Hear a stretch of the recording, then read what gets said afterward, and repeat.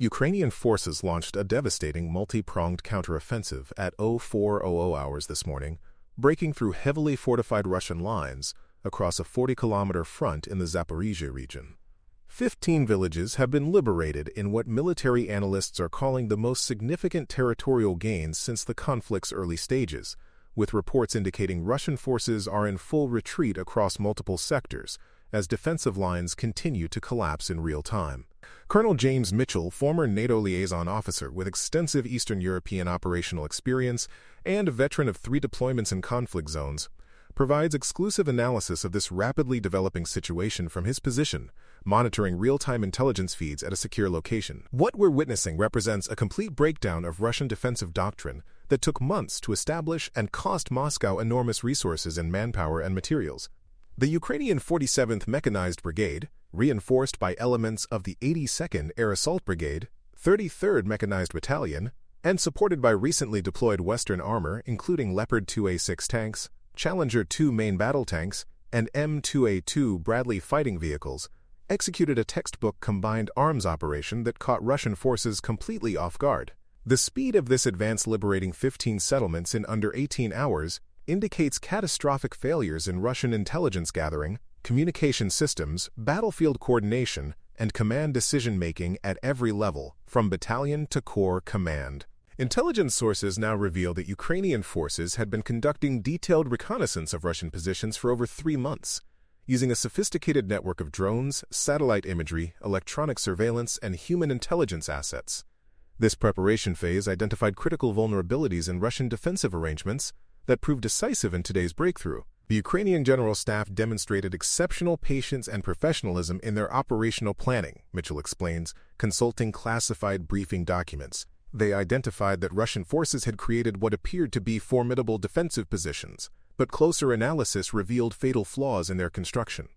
Russian commanders had focused on frontal defense while neglecting lateral communication and mutual support between strongpoints.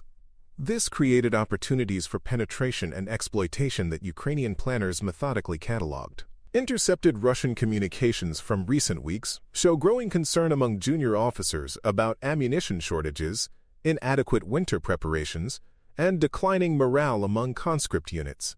These intelligence indicators suggested Russian defensive capability was significantly degraded despite outward appearances of strength. The offensive began with a carefully orchestrated artillery barrage utilizing Ukrainian M777 howitzers, M109A6 Paladin self-propelled artillery, and HIMARS rocket systems, targeting Russian command posts, communication hubs, ammunition depots, and logistics nodes identified through weeks of drone surveillance and electronic intelligence gathering. The precision of these strikes suggests extensive use of Western-provided targeting intelligence and real-time battlefield surveillance. The initial barrage was surgical in its precision and devastating in its effectiveness, Mitchell explains, reviewing tactical reports as they continue arriving from the battlefield. Ukrainian forces struck 12 command posts, 15 communication nodes, and 8 ammunition depots within the first 30 minutes, effectively blinding Russian commanders to battlefield developments while simultaneously depriving them of the means to coordinate defensive responses. Without communication links to higher headquarters, individual Russian units were left making desperate decisions in complete isolation from the broader tactical situation. Intelligence intercepts reveal that Russian forces lost contact with divisional headquarters within 45 minutes of the assault's commencement. Brigade-level commanders found themselves unable to coordinate defensive responses, request reinforcement, or even determine the scope of the Ukrainian assault. This communication breakdown created exactly the confusion Ukrainian planners needed to exploit their tactical advantages. The artillery preparation also targeted Russian radar installations, air defense systems, and electronic warfare equipment, creating corridors for Ukrainian drone operations and close air support missions. Russian forces found themselves without early warning capabilities as Ukrainian reconnaissance drones began providing real-time intelligence to advancing ground units. Simultaneously with the artillery barrage, Ukrainian electronic warfare units began comprehensive jamming operations targeting Russian communication frequencies, GPS navigation systems, and drone control links. This electronic assault proved equally devastating to Russian defensive coordination. The electronic warfare component of this operation demonstrates how modern warfare has evolved, Mitchell notes. Ukrainian forces didn't just attack Russian positions physically, they attacked their ability to function as a coordinated military force. Russian commanders found themselves deaf, blind, and unable to coordinate with adjacent units or higher headquarters. Ukrainian cyber warfare capabilities also came into play, with reports indicating successful attacks against Russian battlefield management systems and communication networks. These digital strikes complemented physical destruction of communication equipment, ensuring Russian forces remained isolated and unable to mount effective resistance. Following the artillery preparation, Ukrainian mechanized columns advanced along predetermined routes, bypassing heavily defended strongpoints to strike at identified weak sectors in the Russian defensive network. The 47th Mechanized spearheaded the central thrust with over 40 main battle tanks and 60 infantry fighting vehicles, while supporting battalions conducted diversionary attacks to confuse Russian defenders about the main effort's direction and scope. The Ukrainian advance demonstrated exceptional tactical discipline and operational sophistication, Mitchell observes. Rather than engaging in costly frontal assaults against prepared positions, the traditional approach that would have resulted in massive casualties, they identified seams in Russian defenses through sophisticated intelligence preparation of the battlefield. Drone reconnaissance had mapped every Russian position, revealing gaps that ground-based observation couldn't detect. When Ukrainian armor moved through these corridors, Russian defenders found themselves outflanked and surrounded before they could react effectively. The first breakthrough occurred at coordinates previously identified as a boundary between two Russian battalions, where command responsibility was unclear and mutual support arrangements had proven inadequate. Ukrainian forces exploited this seam with devastating effectiveness, pouring mechanized infantry through the gap while supporting elements suppressed adjacent Russian positions. The villages of Robotyne, Verbov, and Novoprokopivka were among the first objectives secured, with Ukrainian forces establishing hasty defensive positions and calling forward engineers to prepare more permanent fortifications before Russian reinforcements could mount effective counterattacks. The rapid consolidation of these gains demonstrates months of sophisticated operational planning and extensive rehearsal of tactical procedures. Russian resistance crumbled within hours as defensive positions became untenable and command structures failed to coordinate effective responses. Intercepted radio communications reveal widespread panic among Russian units, as commanders realized their prepared fallback positions had been simultaneously compromised by Ukrainian special operations teams operating behind enemy lines for days before the main assault. We're monitoring Russian communications in real time, and the picture is one of complete tactical breakdown, Mitchell reports. Russian battalion commanders are reporting to regimental headquarters that they're under attack from multiple directions simultaneously. When headquarters attempts to coordinate counterattacks, they discover that supporting units have already been overrun or are retreating in disorder. Russian attempts to deploy tactical reserves proved futile, as Ukrainian forces had anticipated these responses and prepared countermeasures. Mobile Ukrainian units equipped with anti-tank guided missiles engaged Russian reinforcements before they could reach threatened positions, while artillery observers called precise fires on Russian assembly areas and approach routes. The psychological impact of rapid territorial losses spread throughout Russian defensive positions, with some units abandoning prepared positions after minimal contact with Ukrainian forces. Russian military discipline began breaking down as individual soldiers and small units made independent decisions to withdraw rather than follow orders to maintain defensive positions. Perhaps most significantly for long-term operational implications, advancing Ukrainian forces captured intact Russian communication equipment, including encrypted radio systems, battlefield management computers containing operational codes and frequency assignments, and detailed defensive plans showing Russian positions across the entire southern front. The intelligence implications cannot be overstated and will have consequences far beyond today's tactical success, Mitchell emphasizes. Ukrainian forces now possess Russian communication protocols, unit identification codes, operational plans, and potentially access to tactical communication networks extending across multiple sectors. This gives them unprecedented insight into Russian defensive planning, troop movements, and strategic intentions. Moscow's military leadership is facing a complete compromise of their operational security that will require months to remedy. Captured equipment includes multiple R-166 0.5 ultra-shortwave radio stations, Azar digital communication systems, R-168 tactical radio sets still containing current encryption keys, and laptop computers with detailed intelligence about Russian defensive positions, supply routes, and reinforcement schedules. Ukrainian intelligence services have established mobile analysis teams to exploit this information advantage immediately. Documents recovered from abandoned Russian command posts reveal serious supply shortages, morale problems, and concerns about Ukrainian capabilities that prove Russian commanders were aware of their vulnerabilities but unable to address them effectively. These intelligence materials provide insights into Russian decision-making processes and strategic planning that will prove invaluable for future operations. The psychological impact on Russian forces appears equally devastating and potentially more significant than territorial losses, with intercepted communications revealing widespread demoralization, questioning of orders among frontline units, and complete loss of confidence in military leadership. Multiple Russian battalions abandoned prepared positions without engaging Ukrainian forces, leaving behind significant military equipment including T-80BV main battle tanks, T-72B3 upgraded tanks, BMP-3 infantry fighting vehicles, BTR-82A armored personnel carriers, and Grad multiple rocket launcher systems. We're witnessing a complete psychological breakdown of Russian defensive resolve that extends far beyond the immediate battle area, Mitchell observes.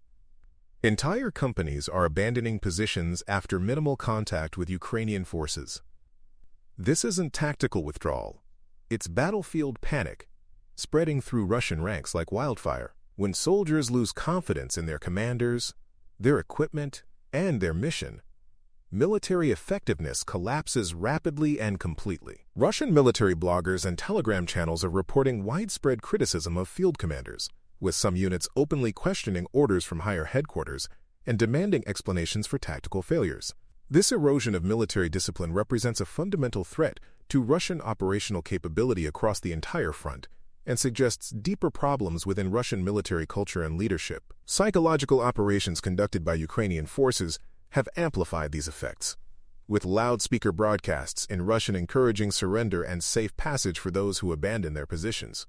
Social media campaigns highlighting Russian casualties and tactical failures have reached Russian family members, creating additional pressure on frontline soldiers. The villages of Malotokmachka, Lavadne, Pyatikhatki, Staromayorske, and Urozhain fell in rapid succession as Ukrainian forces exploited their initial breakthrough, advancing along multiple axes simultaneously while maintaining tactical coordination and mutual support.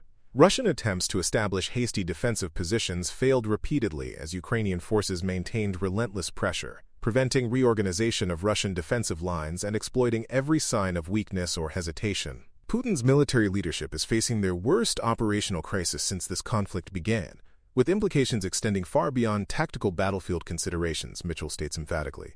The loss of these villages isn't merely territorial.